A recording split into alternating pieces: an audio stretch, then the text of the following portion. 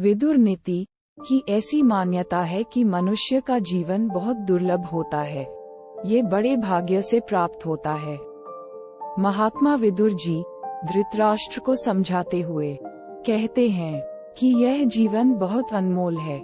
इसको मन में उभरने वाले किसी भावनाओं के चक्कर में व्यर्थ नहीं गवा देना चाहिए। अपने मन पर नियंत्रण रखें जिससे आपका जीवन सुखी और सफल रहे।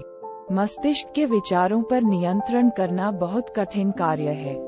महात्मा विदुर ने अपनी विदुर नीति में मन में उभरने वाले 3 मनोभावों पर नियंत्रण रखने की बात कही है, जिससे हमारा जीवन सार्थक हो सके। इन पर रखें अपना नियंत्रण। नंबर 1, कामवासना। विदुर जी कहते हैं कि कामवासना से ग्रसित मनुष्य अपना विवेक खो देता है।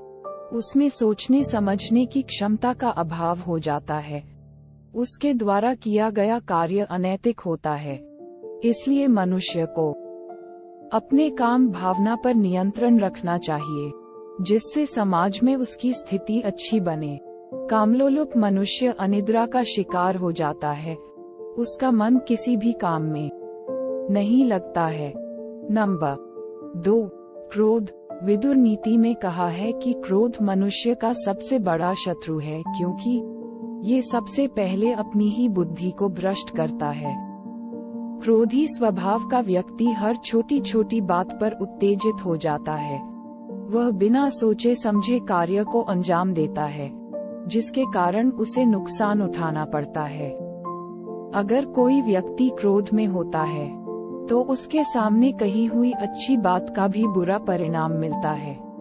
नंबर 3, लोभ। विदुर जी कहते हैं कि लालच मनुष्य को अंधा बना देता है।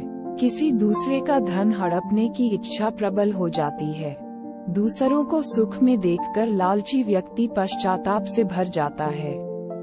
उसके मन में सदा यह विचार चलता रहता है कि वह कैसे दूसरों की वस्तु पर अपना अधिकार स्थापित कर ले। अपनी इसी भावना के चलते लोभी मनुष्य कभी भी सुख की नींद नहीं सो पाता है। वह शारीरिक रूप से कमजोर होता जाता है।